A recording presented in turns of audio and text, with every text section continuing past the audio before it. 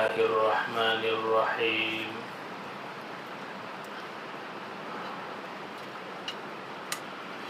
الحمد لله رب العالمين والعاقبة للمتقين والصلاة والسلام على سيد الأنبياء والمرسلين وعلى آله وأصحابه أجمعين أما بعد فأعوذ بالله من الشيطان الرجيم بسم الله الرحمن الرحيم إن الله يدخل الذين آمنوا وعملوا الصالحات جنات تجري من تحتها الأنهار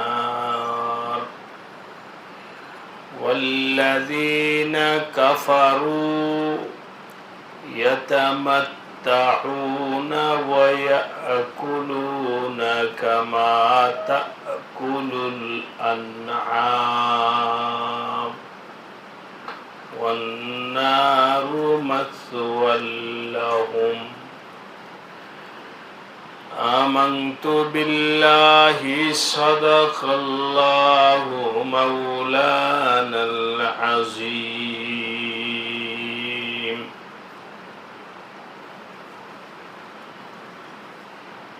জামিয়াতুল আসাদ রামপুরা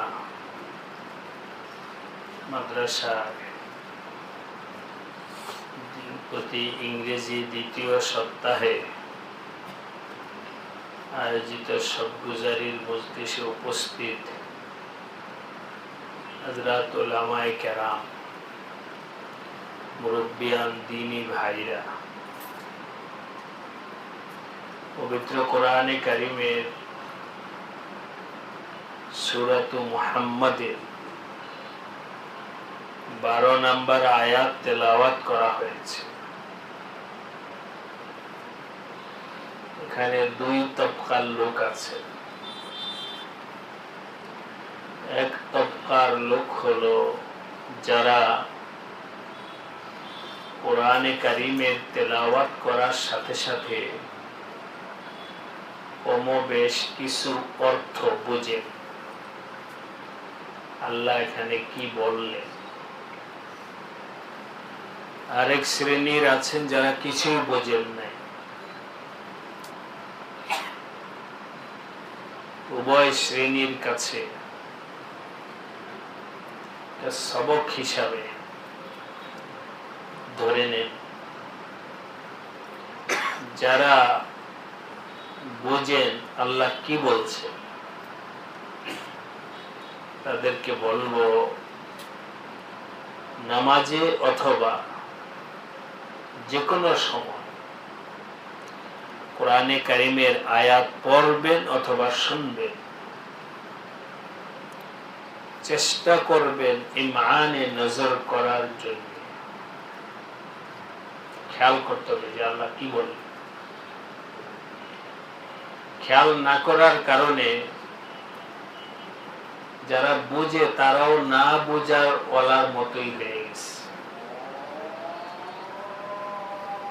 যারা মাদ্রাসায় পড়ে কোরআনে কারিমের অর্থ বুঝছে তারাও ইমানে নজর না করার কারণে ওই জাহেলের মতো হয়ে গেছে। এই জন্য ওলামা তোলাবাদের কাছে আজকের সবক হলো কোরআনে কারিমের তেলাওয়াত এর সাথে সাথে যেন ইমানে নজর করি কি বললেন আল্লাহ। সরাসরি এটা কার কথা,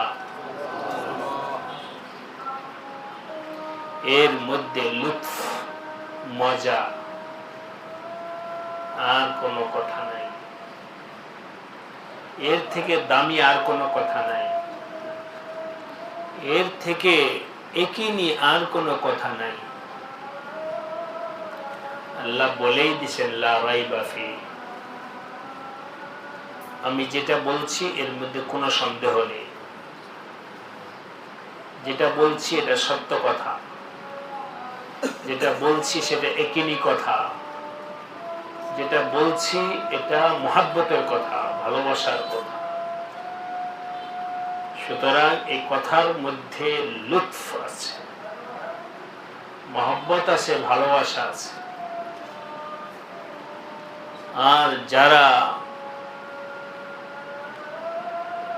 বুঝেন না আল্লাহ কি বলছে, তাদেরকেও বলবো বোঝার জন্য চেষ্টা করে। হজের সফরে যে সমস্ত ভাইরা কাছাকাছি ছিলেন সব সময় আমার সাথে থাকার চেষ্টা করছে।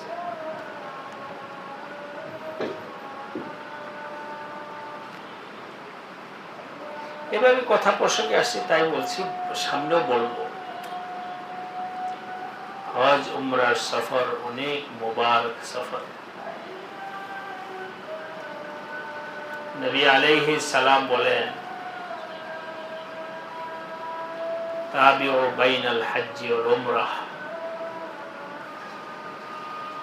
হজ উমরা করতে থাকো,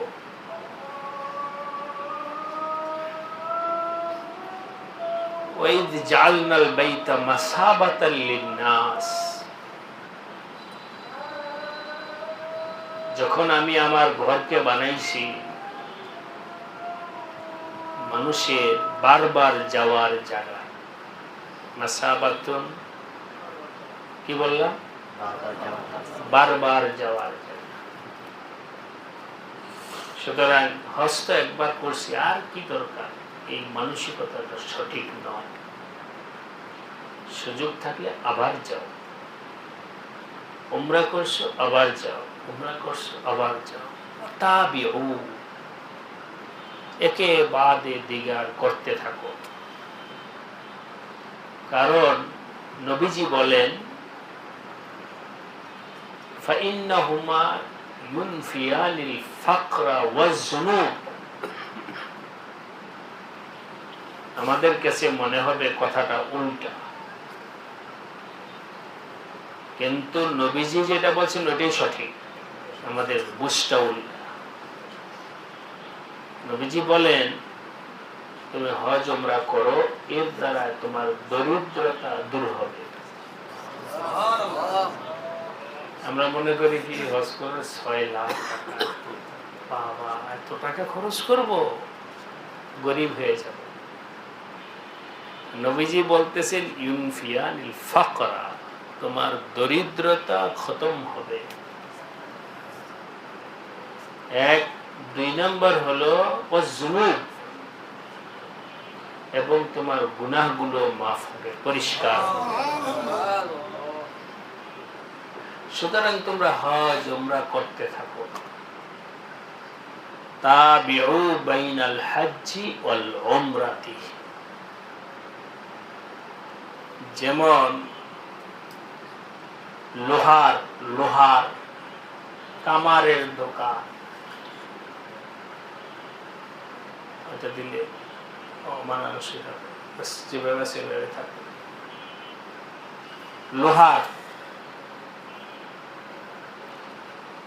লোহাটাকে পরিষ্কার এবং ধারালো করার জন্য হাফরের মধ্যে দেয় আগুন দিয়ে, লোহাটাকে গরম করে, গরম করার পর লোহার মধ্যে বাড়ি দেয়, তখন লোহার মরিচা ময়লাগুলো দূর হয়ে যায়। ঠিক এমনি ভাবে হজ উমরা করার দ্বারা মানুষের জীবনের গুনাহগুলো এভাবে পরিষ্কার হয়ে যায়। সুতরাং তোমরা হজ উমরা করো। ফি নাফসিহি, হজ উমরা করলে গুনাহ মাফ হয়। কিন্তু সেই হজ আর উমরার সফরটা যদি হয় কোনো সাহেবের নিসবতের সাথে, আরেকটু আগে বাইরা সেই হজ আর উমরা যদিও নিজের শাইখের সাথে,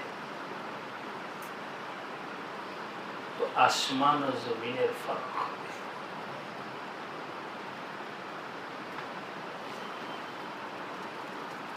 এমনি মজাক করে বলি, যারা হজ উমরার সফরে ছিল আমার আমি একটা হিসাব করেছি, জোহরের আসর থেকে ধরে আসর নামাজ পড়তে মোটামুটি ভাবে 3টায় বাসা থেকে বের হওয়া, আসর, জোহর, আসর, মাগরিব, এশা, 3 ওয়াক্ত নামাজ পড়া বাসায় ফিরে আসতে আসতে রাত 9টাই ধরলাম। কয় ঘন্টা হয়েছে হিসাব করেন? 3টা থেকে 9টা, 3টা থেকে 6 ঘন্টা। এরপরে ফজরের সময় ফজরের নামাজ পড়ার জন্য আমি যেখানে ছিলাম হজের সফরে, মাওলানা আব্দুল হালিম সাহেবের বাসা কাছাকাছি ছিল। তো বলছে, আব্দুল হালিম সাহেব, আমি আপনার সাথে যাইতে চাই হারামে। 2-2:30 বাজে রেডি থাকবে, রাত 2:30টায় রেডি থাকবে, করে অমুক জায়গায় দাঁড়ায় থাকবে, যাওয়ার সময় আমার সাথে দেখা হবে। 2:30 বাদ দেই 3টা, রাত 3টা থেকে ফজর 5টা পর্যন্ত কয় ঘন্টা? 2 ঘন্টা। এখানে 6 ঘন্টা, এখানে 2 ঘন্টা। কয় ঘন্টা হয়েছে?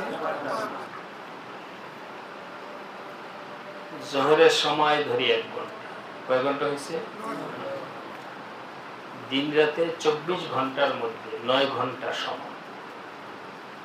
সারাক্ষণই কেউ পিছনে থাকতে চাইলে ইচ্ছা করে থাকতে পারে, বাকি সময় ঘুম, খাওয়া দাওয়া। তো একা একা হজ উমরা করা, এটার ফজিলত, গুনাহ মাফ হওয়া, সেটা তো হবে। এর পাশাপাশি সাহেবের নিসবতের সাথে হজ উমরা করা, আরো আগে বাইরা নিজের শাইখের সাথে হজ উমরা, এগুলোর গুরুত্ব আমাদের বাংলাদেশি লোকেরা বোঝে না। এটার গুরুত্ব বুঝে তুর্কিরা, কারা? আল্লাহ চোখে দেখাইছে অনেকদেরকে, দেখো দেখো দেখো দেখো ওই যে শাইখের পিছনে কিভাবে চড়ছে। তুর্কি শাইখ মদিনা শরীফে বসা, চতুর্পাশে শখানেক মুরিদ বসে আছে। শাইখ যখন বের হয়ে যায় তার পিছনে শখানেক মুরিদ পিছনে দৌড়ে। তো নিজের শাইখের সাথে থাকা, সফর করা, এটার গুরুত্বটা এরা বোঝে। তারা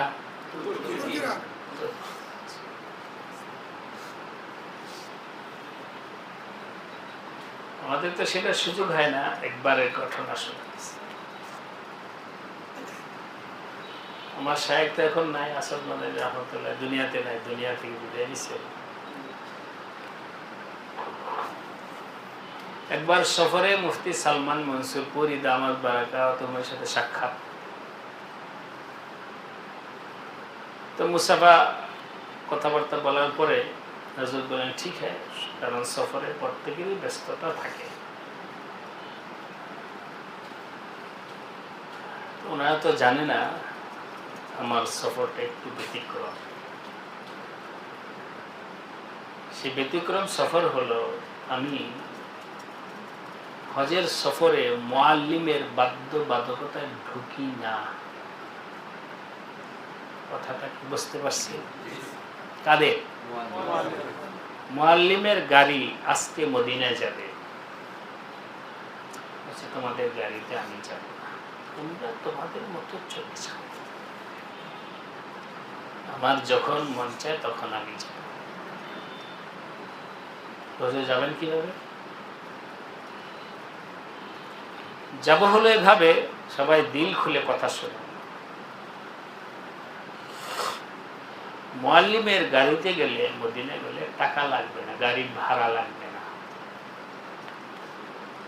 আমি যদি আমার মতো করে যাই তাহলে কি লাগবে? আরে মক্কা মদিনায় 800 কিছু টাকা খরচ, আল্লাহর কাছে কিছু টাকা খরচ করো। ওরা ভাবে যে হুজুরের আলাদা গেলে আবার যদি টেহা চায় গাড়ি ভাড়া, আমার টেহা দেও, বলছে ওই ভয় তোমরা পাইও না, ওই ভয় পাইও না। এবার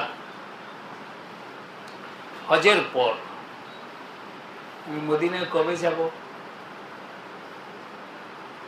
এটা নিয়ে কথা হইতেছে সাথীদের মধ্যে। অনেকে আছে হুজুর আপনার সাথে আমরা মদিনায় যাব। তো একজনে বললো অমুক দিয়ে যাবো। ধ্যাত মিয়া, কতদিন যাবত আসছি, নবীজির সাথে দেখা হলো না, রওজা যাওয়া হলো না, এত দেরি কেন? চলো মদিনা আগে দেখা করে আসি। যাই হোক, ওরা বললো হুজুর মদিনায় কিভাবে যাবেন? আমি আল্লাহ গাড়ি নিয়ে করে দিল, ওইখানে বাসা ভাড়া করে নিব, আমি অসুবিধা নেই, যতদিন মন চায় আমার ততদিন থাকবো। খাওয়া দাওয়া কোথায় করবো? খানার অভাব নেই, আল্লাহ রাস্তায় আল্লাহ খাওয়াবে। বাহারহাল মুআল্লিমের আন্ডারে আমি থাকি না। তো সালমান মনসুরি সাহেব বললেন যে আপ যাইয়ে, তুমি তোমার আমলে যাও। আমি বললাম যে আমার আজকে আমল আপনার পিছনে থাকা, আপনার সাথে থাকা, এটাই আমার আমল। क्या तुम्हारा काफिला नहीं? अब काफिला अपनी तरफ से चलेगा। স্বাভাবিকভাবে আমাদের দেশের মানুষের একটা আছে যে আলেমরা যখন হজে যান বা উমরায় যান তখন মনে করে যে উনি ওই যে সাথে যারা আছে তাদের থেকে কি জানি বলে কমিশনে গেছে হজে। বুঝছেন না কথাটা? কমিশনে গেছে হজে, অতএব যারা সাথে আছে এদের খেদমত করতে হবে। আমি ওদের খেদমত করতে হবে, ওরা তো আমার জুতা নেওয়ার জন্য টানাটানি করতেছে।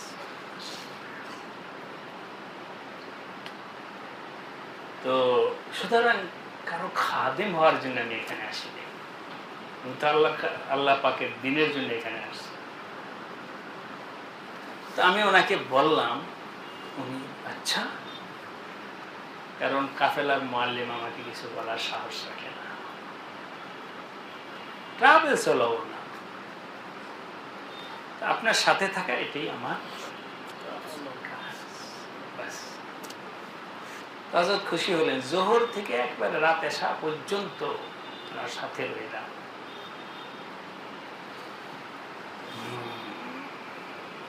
সারাক্ষণ। এবার শনিবার দিন মদিনা শরীফে গেলাম, না ভুল বললাম, মঙ্গলবার। জোহরের নামাজ কোনো মতে পড়ছি মসজিদে নববীতে। আসরের নামাজ থেকে, আসরের নামাজে দারুল উলুম দেওবন্দের মুহতামিম সাহেবের সাথে সাক্ষাৎ। মাগরিবের পরে হযরত মাওলানা আখলাক রশিদি সাহেবের সাথে সাক্ষাৎ, মুফতি সালমান মনসুর একসাথে এশার নামাজ পড়লাম। নামাজ পড়ার পরে হযরত আখলাক রশিদি সাহেব ওনার জামাতাকে পাঠাইছে আমার পিছনে কাতারে পড়ছে, দেখো बांग्लादेश के मुफ्ती साहब है, बुलाओ, आपका हजरत बुला रहे हैं। ये मशगला है, कब आए? हजरत आज ही आया, चलो हमारे घर में खाना के दावत है, আমার সাথে চলো বাসায় খানা খেতে, রাতের খানা আমাদের সাথে। তো আমার যত এখন আসছি আমার যাওয়ার ইচ্ছা হয় না হজরতের বাসায় খানা খেতে যাবো, কারণ হজরতের বাসায় খানা খায় ফিরতে ফিরতে রাত 12টা বাজবে। আমি তো এখনো হোটেলে সেটিং হই নাই, আরো আমার সাথে মাস্তুরাত আছে। আমি হজরতকে বললাম যে হজরত हमारे साथ आइए, अच्छा ठीक है बाद में मिलना। আমি আর গেলাম না। তো হজ উমরার সফরে আল্লাহ ওয়ালাদের সাথে সাক্ষাৎ, আল্লাহ ওয়ালাদের সোহবত, এগুলোর দ্বারা মানুষের রুহানি তারাক্কি হবে। আমাদের দেশের হাজী সাহেব আওয়াম ও খাওয়াজ সবার একটা মানসিকতা হয়েছে, কোন ট্রাভেলসে গেলে কি টাকা কম পাওয়া যায়, কোথায় গেলে আমি ভালো উমরাটা করতে পারবো, কোথায় গেলে আমি ভালোভাবে আমলটা করতে পারবো। কষ্ট সবাই মক্কারই করবে, মদিনের ভালো খারাপের কি আছে, আমি তো সব মাসলা জানি, সব মাসলা তো আমি জানি, কত পড়াইলাম। এই ধারণা করে তালাশ করে, কি তালাশ করে? কম টাকা কোথায় গেলে পাওয়া যাবে, কোথায় গেলে হোটেল ভালো পাওয়া যাবে, কোথায় গেলে খানা ভালো হবে, এইসব তালাশ করে হয়তো প্রায় যায়। বারহাল সাথীদেরকে বললাম, এই আজকে নামাজে কি বলছে শুনছো? বুঝি নেই, বসো পানি নামাজে আল্লাহ যা বলছে শুনে গেছে, মন লাগাও, দিল লাগাও। তো সফরে যারা ছিল হুজুর তাহলে আমরা তো অন্ধকারের মধ্যে আছি, কোরআন শরীফে আল্লাহ কি বলছে এটা বুঝবো কিভাবে? বোঝার পরে দেশে গিয়ে আমার সাথে যোগাযোগ করে, দেশে গিয়ে আমার সাথে যোগাযোগ করে কোরআন বুঝতে হবে। আমাদের কি বুঝতে হবে? যাক, সবারই কোরআনের প্রতি মুতাওয়াজ্জহ হওয়ার দরকার। আল্লাহ পাক বলেন, ইন্নাল্লাহা ইউদখিলুল লাযীনা আমানু ওয়া আমিলুস সালিহাত, যারা ঈমান আনবে, আমল আনবে, যারা ঈমান আনবে এবং নেকামল করবে, যারা ঈমান আনবে এবং নেকামল। গতবার হজের সফরে আমাদের পলাশ বললেন আমি আপনার রুমে থাকি, আমার রুমে তো জায়গা নেই, আমি বারান্দায় করে রাখি। সে হাজি হিসেবে তো তার সিট আছে, অন্য রুমে খাট আছে, খাটে থাকি। আপনি যে রুমে থাকবেন ওই রুমের বারান্দায় করে থাকবেন, ঠিক আছে? তো ট্রাভেলস ওয়ালাকে বললাম, ওরা আমার জন্য একটু ভিআইপি রুমের ব্যবস্থা করছে, প্যাকেজ আছে তো, একটু নর্মাল প্যাকেজ আমি চলে গেছে। আপনার রুমে তো ভিআইপি হাজিরা থাকবে, কেউ আছে তোমাকে আমাকে ভিআইপি হাজির দিতে? নর্মাল হাজিদের এখানে যারা মহব্বতে সবাই একসাথে থাকবো, বড় রুমে আমাকে দাও, 6 জন থাকে, সবাইকে নিয়ে থাকতে পারবো। এই বিল্ডিং এ আর কোন রুম আমাদের নেই, একটা রুমে আছি, আপনার সাথে 3 জন হাজির আছে এখানে, ঠিক আছে? নিচে শোয়ার জায়গা করে খাট লাগবে না, নিচে শোয়ার জায়গা। বাকি সাথীদেরকে বললাম, ভাই এই জায়গায় একজন আল্লাহর বান্দা শোবে, তোমরা কেউ বেশি মনে করবে না, ঠিক আছে? এ পলাশ পুরা সময় আমার নিচে শুয়েছে, শুধু এই জন্য যে আমি হুজুরের রুমেটা, তাহলে আমার আমল ঠিক থাকবে। নতুবা আমার আমল ঠিক থাকবে। ও আল্লাহ, যারা ঈমান আনবে এবং আমল করবে, আল্লাহ বলেন তাদেরকে আমি জান্নাত দান করব। সুবহানাল্লাহ। তাজরি মিন তাহতিহাল আনহার, এই জান্নাতের নিচ দিয়ে নহর প্রবাহিত হবে। এর বিপরীত আল্লাযীনা কাফারু, যারা কুফরি করবে, আল্লাহকে অমান্য করবে, ঈমান হারা হয়ে যাবে, ঈমান থেকে বিরত থাকবে,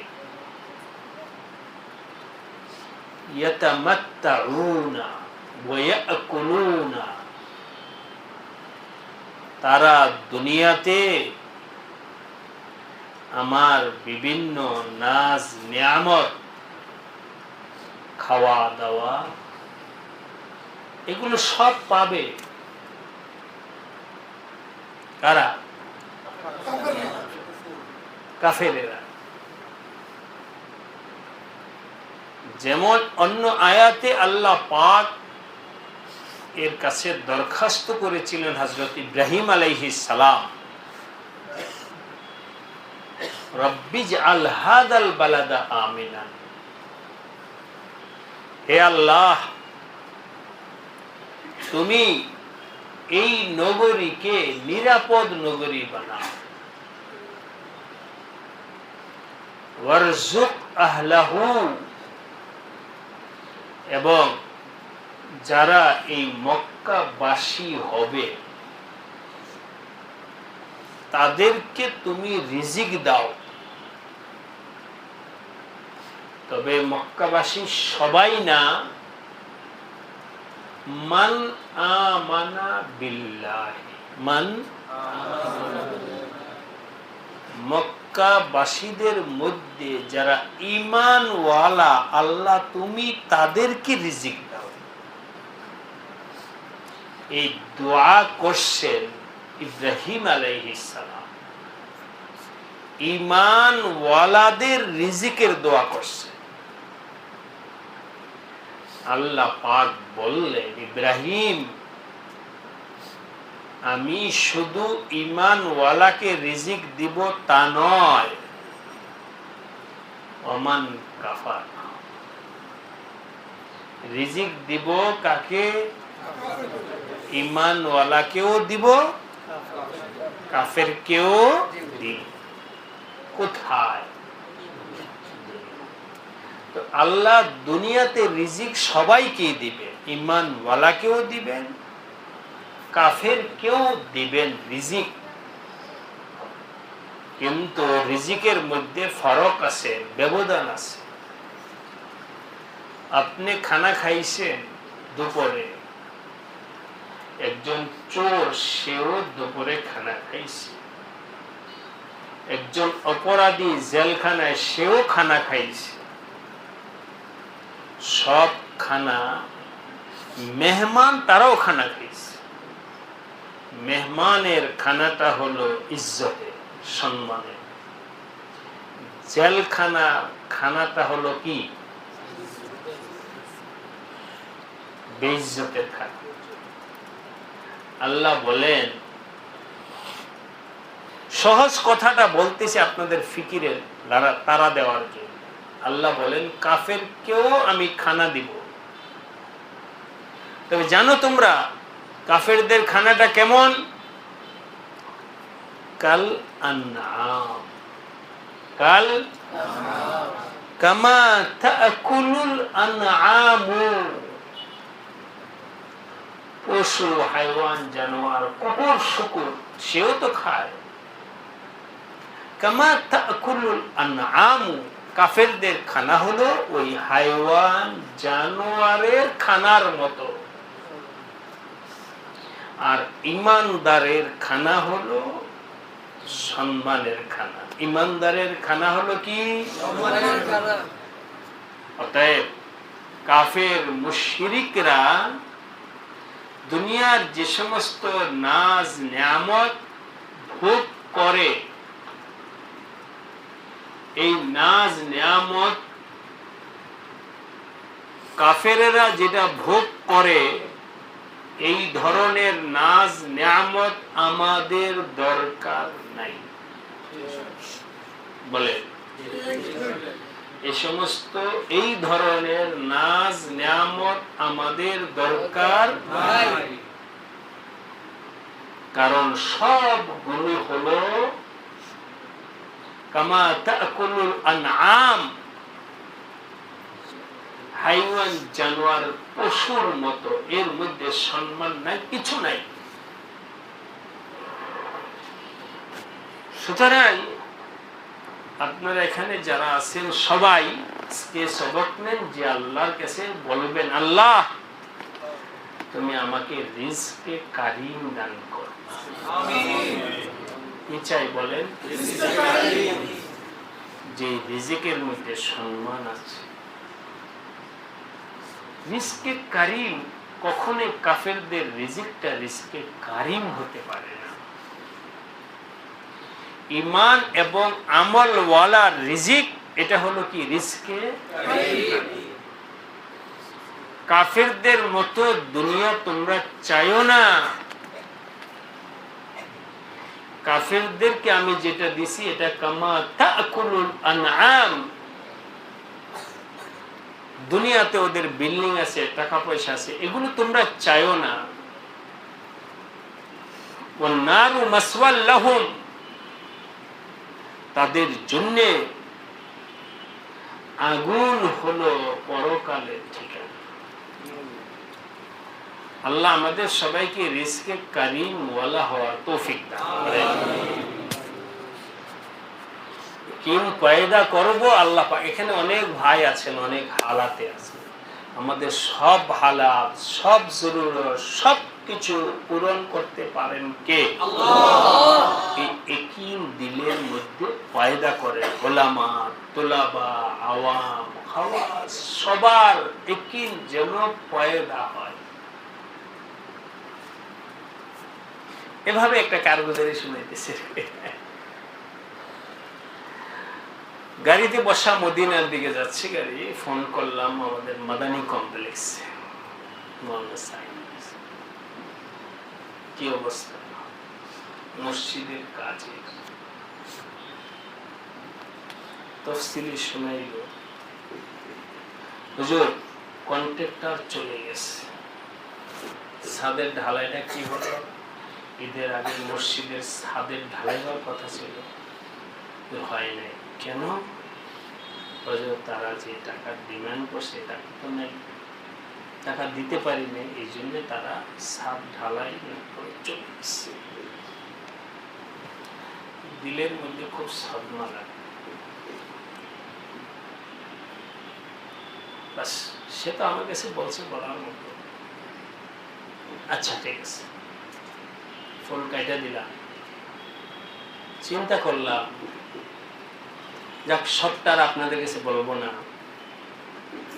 চোখ বন্ধ করে চিন্তা করতেছি যে আমার দিনই কাজ যেগুলো চলমান, এই কাজগুলো পূরণ হইতে কত টাকার দরকার। মোটামুটি ভাবে হিসাব করছি আমি, আপনাদেরকে সব আগে বললাম, বিস্তারিত বলবো না। 50 লাখ টাকার দরকার আপাতত, দিনই কাজ যেগুলো চলমান। বলেন তো, আমার সামনে 50 লাখ টাকা দিতে পারে এমন কোন ব্যক্তি, কথা অমুকে বলবো, এমন কোন ব্যক্তি আমার সামনে নেই। এখনই আমাকে 50 লাখ টাকা দিতে পারে এমন কেউ নাই। আমি বললাম মদিনা শরীফে গিয়ে 2 রাকাত নামাজ পড়ে আল্লাহ, আল্লাহ তুমি ছাড়া আমাকে এই টাকা কেউ দিতে পারে। দিনে যে কাজগুলো জরুরত, মসজিদের কাজ হাত ঢালাই হইল না টাকার জন্য।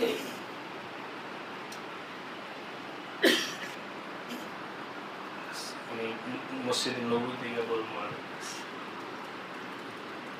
আল্লাহ তুমি তাড়াতাড়ি এই মাসের মধ্যে আমার টাকা ব্যবস্থা করো। বলেন তো 50,000 টাকা, 50 লাখ টাকা একদিনের মধ্যে দিতে পারেন কে? আল্লাহর কাছে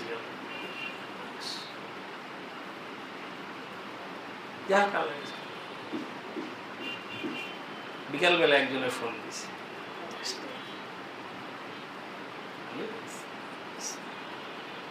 ফোন দিয়ে আমাকে বলতেছে, হুজুর কাউকে আমার কাছে পাঠান, সে টাকা দিতে চাই। কত টাকা দিলাম? আমি বুঝছি ওই দুয়ার আসো, ওই 2 লাখ টাকা দিন। আচ্ছা ঠিক আছে, আমার ভাইকে পাঠাইতেছি, মাদ্রাসা বন্ধু হুজুররা নাই, ভাইকে পাঠাইতেছি। ভাই বললেন 2 লাখ টাকা, ঠিক আছে। ওইটা আংশিক হলো, বাকি আল্লাহ পাক এটা একই রাখতে হবে যে আমি যখন চাই তখনই হবে, এটা জরুরি না, পরে হতে পারে, কিন্তু আমার চাওয়া আমি চাই একিনের সাথে দিতে পারেন কে? তো এখানে যারা আছেন সবার যার যে হালাত, সবাই আল্লাহ তাআলার কাছে চাই, দ্বীনি কাজের জন্য আল্লাহ পাকের কাছে দোয়া করি, যে যেখানে আছেন যার মাথায় দ্বীনি যত কাজ আছে আল্লাহ সব কাজকে সুহুলতের সাথে গায়বী নুসরতের দ্বারা আল্লাহ সব পূরণ করে দেন। এই হলো একটা বিষয়ের আলোচনা গেল যে আমরা যেন আল্লাহর কাছে চাই।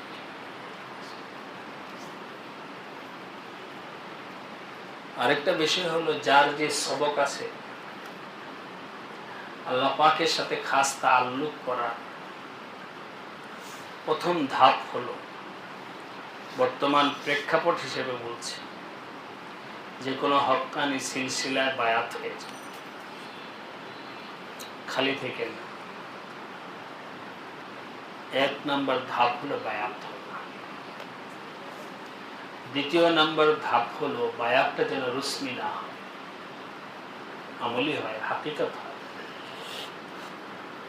সবকের আদান প্রদান হয়। হুজুর বয়ান করছেন, আমি অনেকের সবক শুনছি, সবক শোনাইতে হবে, হালাত শোনাইতে হবে। আমাদের ওলামায়ে দেওবন্দ বায়াত, পীর মুরিদি এগুলো রসমি রেওয়াজি, আনুষ্ঠানিকতার নাম, মেহনত মুজাহাদা। সবক শুনাইতে হবে, হালাত শুনাইতে হবে, হারাম থেকে বাঁচতে হবে, আল্লাহ পাকের হুকুম নবীজির সুন্নতের বিরুদ্ধে, তখন আল্লাহ তাআলার সাথে আমাদের তাআল্লুক পয়দা হবে। আমরাজ আছে কলবের রোগগুলো, হাসাদ দূর করতে হবে। গীবত, মুখে যেন গীবত না আসে। এজমালি ভাবে বলছি, ঠিক মতো জিকিরগুলো করতে হবে, সুন্নতের ইহতিমাম করতে হবে, মুখের হেফাজত হবে, চোখের হেফাজত হবে, কানের হেফাজত হবে। মুখ দিয়া গীবত শিকায়ত না করি, চোখ দিয়া বদনজরি না করি, কারো কোনো ভালাই দেখলে হিংসা বিদ্বেষ না করি, হাসাদ লা তাহাসাদু, কেউ কারো ব্যাপারে হিংসা বিদ্বেষ করো না। আল্লাহ পাক অমুক ভাইকে নেয়ামত দিছে, আমাকেও দেও, আল্লাহ তুমি আমাকেও দাও, কিন্তু কোন ভাইয়ের নেয়ামত জাওয়ালে তামান্না দিলের মধ্যে পয়দা না করি, আল্লাহর কাছে চাই। এই মোটামুটি ভাবে কয়েকটা কথা। আমার গত রমজানের আগের রমজানে ये तालीम হয়েছে তাসাউফের, ওই তালিমের বইটা ছাইপা আসছে, পিছনে আছে এমন একজনের তালিমের বইটা একটা পাঠান, আমি ছিলাম না ওই সময়, তালিমের বইটা ছাইপা আসছে। এখান থেকে আমার যে বইগুলো প্রকাশ হয়, বইগুলো অবশ্যই আপনারা সংগ্রহ করবেন, বইটা নিজেরা পড়বেন, তো মেজাজ পয়দা হবে, দিলের মধ্যে আগ্রহ পয়দা হবে।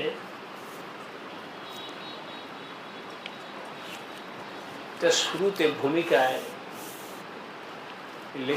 লেখা হয়েছে তাসাউফের কাজ কি। তাসাউফ হলো আল্লাহ তাআলার সাথে বান্দার গভীর ভালোবাসা ও মহব্বত সৃষ্টি করার নাম, আর জিকির আজকারের মাধ্যমে বান্দার সাথে আল্লাহ তাআলার এই খাস সম্পর্ক তৈরি হয়ে থাকে। এই জন্য জিকিরের পাবন্দি জরুরি। আজকে করলাম কালকে করলাম না, হবে না। তাই ইলমে তাসাউফে জিকিরের প্রতি মাশায়েখগণ অত্যন্ত গুরুত্ব প্রদান করে থাকেন। কোন সালেক যখন কোন হক্কানি পীরের হাতে বায়াত হয়, তখন এই শায়েখ তাকে কিছু আমল দিয়ে থাকেন।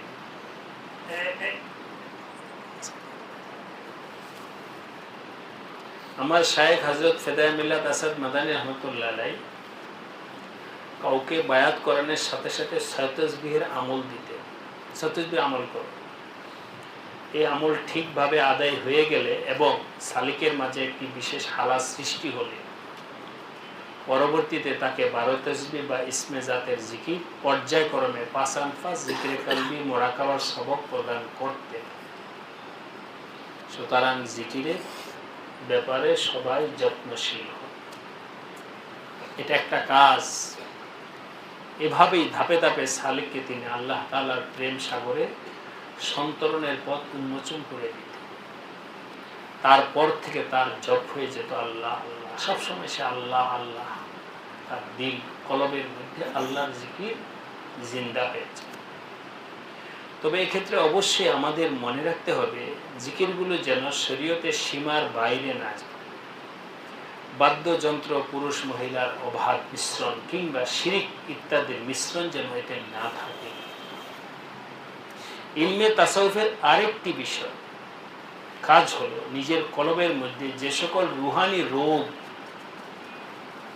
সবাই বুঝেন জিকির একটা কাজ, বলেন জিকির একটা কাজ, এটাই শেষ নয়, আরেকটা কাজ রয়েছে। নিজের কলবের ভিতরে যে সমস্ত রুহানি রোগ বদ্ধমূল হয়ে আছে সেগুলো দূর করে কলবকে পবিত্র করা এবং উত্তম প্রশংসনীয় গুণাবলীর মাধ্যমে তা সজ্জিত করা। কলবকে ঠিক করো, পরিষ্কার করো। কলবের মন্দ রোগগুলোকে আখলাকে রাজিলা বলা হয়, আর উত্তম গুণাগুলোকে আখলাকে হামিদা বলা হয়। আখলাকে রাজিল হলো হিংসা, বিদ্বেষ, রাগ, পরশ্রী, কাতরতা, অহংকার, দুনিয়ার ধন সম্পদের প্রতি অতিরিক্ত আসক্তি, পদ পদবীর লোভ ইত্যাদি হলো মন্দ কাজ মনে। পক্ষান্তরে আখলাকে হামিদা হলো বিনয়, নম্রতা, ফানাফিল্লাহ, সহজ সরল জীবনযাপন, আল্লাহর মহাব্বত, আখিরাতের কল্যাণের চিন্তা ইত্যাদি হলো আখলাকে হামিদা। ইলমে তাসাউফের ক্ষেত্রে এটা অবশ্যই লাগবে। আখলাকে রাজিলা দূর করো, আখলাকে হামিদা পায়দা। কয়টা কাজ হলো? দুইটা। এক হলো জিকির আজকার, দ্বিতীয় নাম্বার হলো সাফাইয়ে কুলুব। বলেন সাফাইয়ে দুই। ইলমে তাসাউফের আরেকটি কার্যক্রম হলো নিজের মাঝে হারাম ও গুনাহের কাজ বর্জনের জজবা সৃষ্টি করা। হারাম কাজ করা যায়, হালালের পথে চলার আগ্রহ পয়দা, খাওয়া দাওয়া, ব্যবসা বাণিজ্য সব ক্ষেত্রে হারাম বর্জন করবে। আলহামদুলিল্লাহ, উলামায়ে দেওবন্দ যে তাসাউফের চর্চা করে থাকে তার শতভাগ কোরআন সুন্নাহ অনুযায়ী। উলামায়ে দেওবন্দের তাসাউফের মেহনতটা কি? শতভাগ। কি বলেন? এখানে কোনো শিরিক বেদাত নেই। কিন্তু অত্যন্ত আফসোসের সাথে বলতে হবে, কোরআন সুন্নাহর গভীর জ্ঞান না বুঝে কেবল পুঁথিগত বিদ্যার পারদর্শী হয়ে কিছু গায়রে মুকাল্লিদ ও বৌদ্ধি চিন্তাধারার লোকজন সমাজে ভুল ও গুমরাহির প্রচারের অংশ হিসেবে তাসাউফের নামে ঢালাওভাবে বিদআত ও শিরকের অপপ্রচার করে যায়। না বুঝা কি বলে? কোরআন হাদিসের কোথাও কি নেই, পীর মুরিদি তাসাউফ কি ওরা সহজভাবে বলে, কোরআন হাদিসের কোথাও কি নাই। কারা বলে? গায়রে মুকাল্লিদ এবং মওদুদি চিন্তাধারা লোক। তাই আমাদের দায়িত্ব হলো আসল তাসাউফটা বোঝা। আজকে ধরেন, আর আগে বললাম না, তিনটা কাজ আমরা জিকির আজকার করা, সাফাইয়ে কুলুব। সাফাইয়ে কুলুব বুঝছেন তো? নিজের কলবটাকে পরিষ্কার করো। 3 নম্বর হলো হালাল হারাম বাইসা বুঝা শুইনা বলেন এই কাজগুলো জরুরি কিনা? জরুরি। সুতরাং এটা কোরআন হাদিসে আছে কি নাই? করা যাকে ইন্নাল্লাযিনা আমানু ওয়া আমিলুস সালিহাত। তাসাউফ তোমাকে শুধু জাহিরি আমল না বাতিনি আমলের কথাও বলে। আর বিস্তারিত গেলাম যত জায়গায় ওয়া আমিলুস সালিহাত আছে তত জায়গায় তো তাসাউফের কথা আছে। সুতরাং কোরআন হাদিসে কি আছে? তাসাউফের কথা আছে। কোরআন হাদিস যেই আমল নিয়ে আসছে সেই আমল তাসাউফ ছাড়া হওয়াটা আমাদের জন্য প্রায় অসম্ভব। আমাদের জন্য প্রায় মুনাফিকদের আমল কবুল, বলেন মুনাফিকদের আমল কবুল বলেন তো আয়াত বলেন ইন্নাকা লারাসূলুল্লাহ বলেন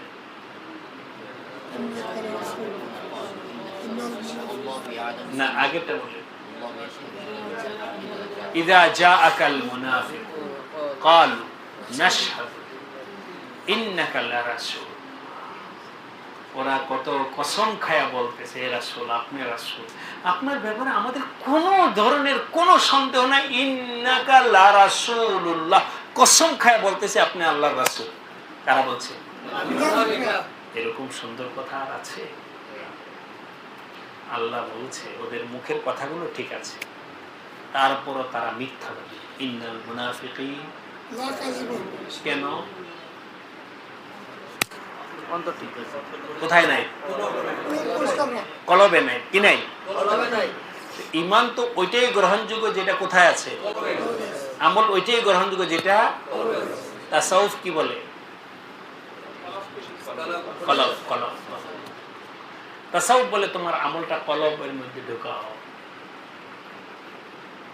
তাসাউফ তো কোরআন, আরে ও তো তাসাউফ না থাকার কারণে মুনাফিকদেরকে আল্লাহ রিজেক্ট করে দিয়েছে। মুনাফিকদের আমল কোনটাই গ্রহণযোগ্য। যাই হোক, সবাই এই 3টা কাজ মাইনা চল। আল্লাহ আমাদের সবাইকে তৌফিক দান করেন। জিকিরের পাবন, সফাইয়ে কুলুবের ইহতিমাম, হালাল হারাম পয়সা। 1 নম্বর বলেন, 2 নম্বর, 3 নম্বর হালাল হারাম পয়সা। এগুলো মৌলিক কাজ, বুনিয়াদী কাজ। এগুলো প্রত্যেকেই নিজে করার জন্য চেষ্টা করুন। রাজি আছি ইনশাআল্লাহ? আল্লাহ আমাদের সবাইকে তৌফিক দান করেন। কয়েকটা এলান। এক এলান হলো